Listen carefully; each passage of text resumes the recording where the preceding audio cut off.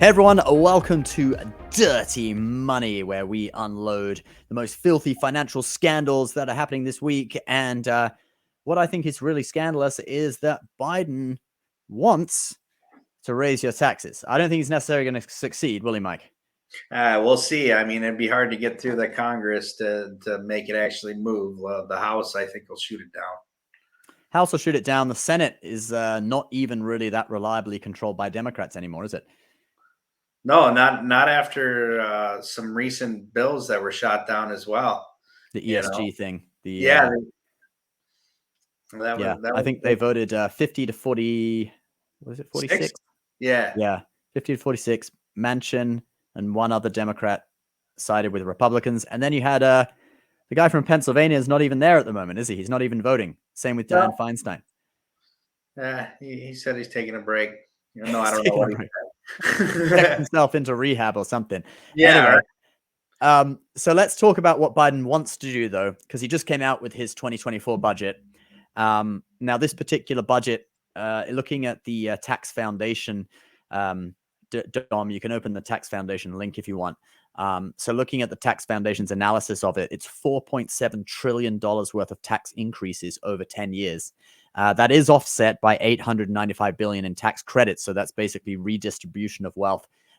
So you get sort of a total of around 3.8 trillion. But yeah, increasing the amount of tax people pay by 4.7 trillion and then dishing some of that out to people on the lower end of the income spectrum, but only about 20% of it would be given back to people. The rest of it is just to try and balance the budget. So let's actually have a look through. We can check out some of the tax hikes that are coming in. I think we can sort of pick the ones that we think are significant. So one of the ones I thought was, quite significant is that Biden wants to tax capital gains as income if you earn more than $1 million a year, which is actually a pretty huge increase because he wants to increase the capital gains rate from 20%. So capital gains, if you don't know, it's if you hold a stock for longer than a year and then you sell it, or if you hold property for longer of a year than a sell it, or if you have what's called qualified dividends, that dividends from stocks you've held not for quite a year but for the long term, you get taxed at 20%, or the maximum rate you can get taxed at is 20%. But in this new plan, Biden wants to raise that rate to 39.6%, which is the highest tax rate before the Tax Cuts and Jobs Act of 2017 brought it down to 37.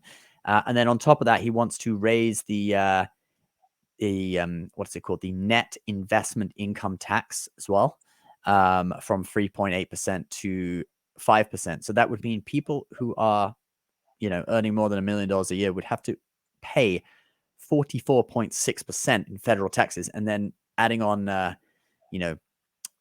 state taxes on top of that. If you live somewhere that charges high state taxes like New York, California, etc., you're going to be paying over 50% in tax.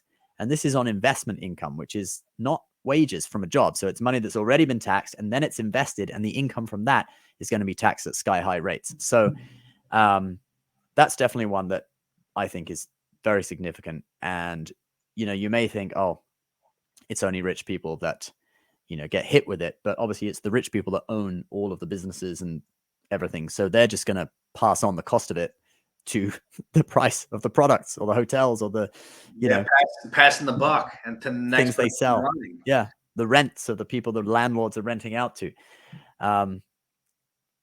So that's something very significant. I mean, the whole thing is Biden didn't want to raise taxes on people earning less than $400,000 a year, which sounds great. But by doing all this thing to the higher levels, he's kind of stealth taxing people who earn less than $400,000 a year anyway.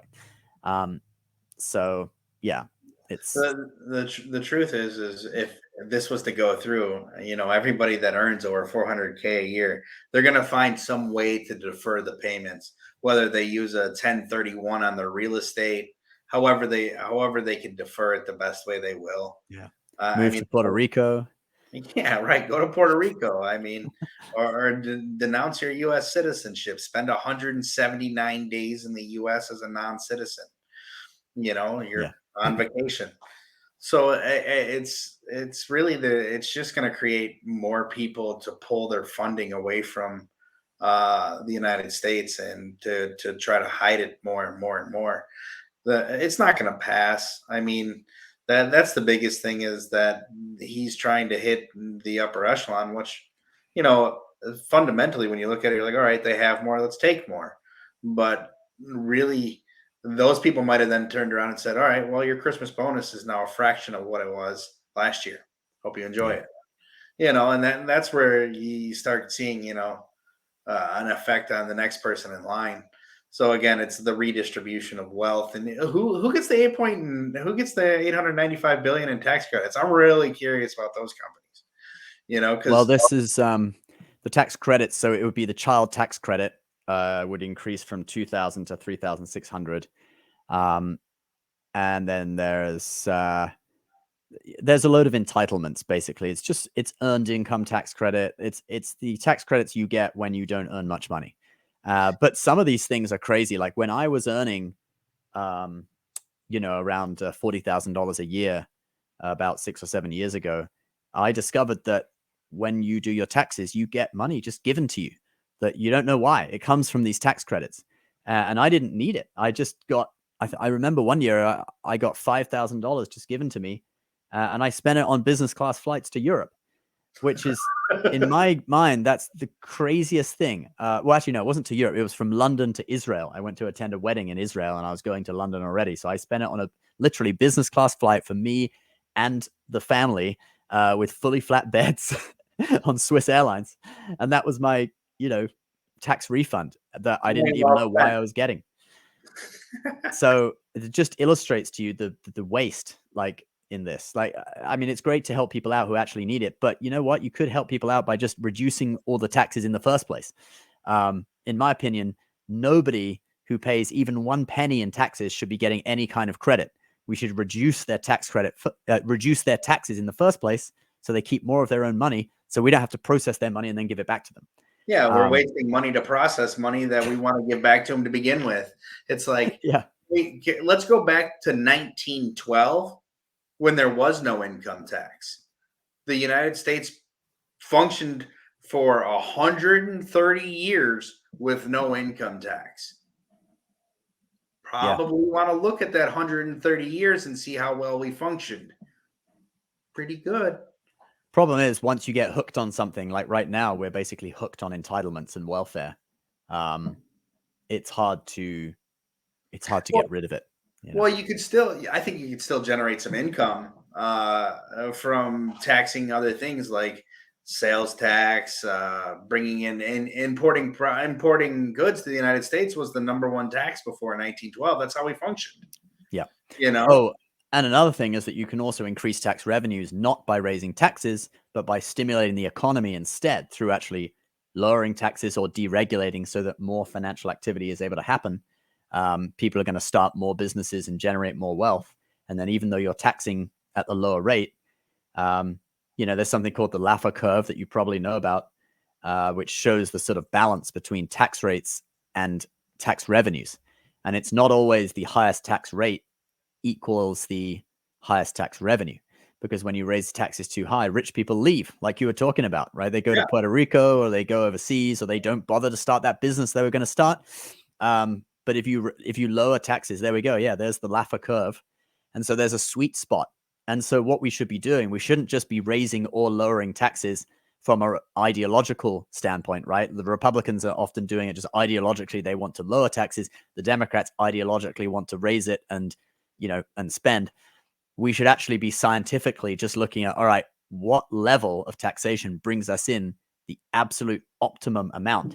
And there have been studies that have found that actually it's around 33% is sort of the rate, when you're taxing people at a maximum rate of around 33% brings in the highest level of revenue. And in this new budget, he's talking about taxing rich people at 44.6%, so clearly that's not going to bring in the highest level of tax revenue because people are going to leave or not do business or whatever.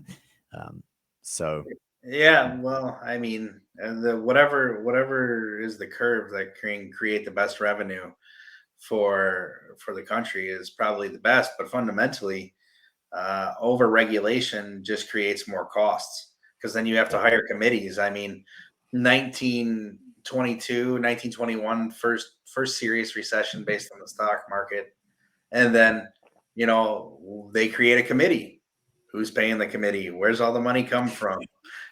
Like you, Whenever a committee is involved, it's always bad news. yeah, it's like the board that, I wonder who sits on the board, goes to 3 meetings a year and gets $270,000 a year for being on the board of that committee. Some ridiculous amounts. When you think about, Fauci was the highest paid employee of the United States government at one point. Like, what? It was. Yeah. So it's like, the money. But I think if we were to actually go back to less taxation, we wouldn't have as much to talk about on dirty money. We'd have to call it clean money or something. It's true. It's true. But luckily, for the viewers and for us, it looks like this thing probably isn't going to pass. But it kind of sets the scene for negotiations for raising the debt ceiling later this year with the Republicans, because the Republicans will want spending cuts. The Democrats have come out with this big government budget of tax hikes and spending increases. So now they'll be looking to negotiate back down, but not to spending cuts, maybe to moderate spending increases with the Republicans or something like that. So, we'll see how it plays out, but it's going to come to a head later this year with the debt ceiling negotiations. Yeah, untangling the government's issues is the absolute. It's impossible. It's never going to happen. You might as well just clear it up, start over. I mean, at this point, it's the worst entanglement. Every bill that passes, no matter who you are or what you're doing, go and look at the person sponsoring the bill, the legislator, and then go look at their connections to the people that they're trying to get advocated funds for. It's all there. It's all going to be tied together. It's all dirty money. It's all somebody working for something else. All right. Well, I think that's a good place to leave it at today for today's episode. So thanks for watching, guys, and thanks for joining us, Mike. Yeah, thank you for having me, and I'm happy to be around. And don't forget, you can follow us and subscribe on all the major podcast platforms and on YouTube. And our micro content is also available on TikTok, on Instagram Reels, and on YouTube Shorts. So if you use any of those platforms, do check out Dirty Money. And we'll see you next time.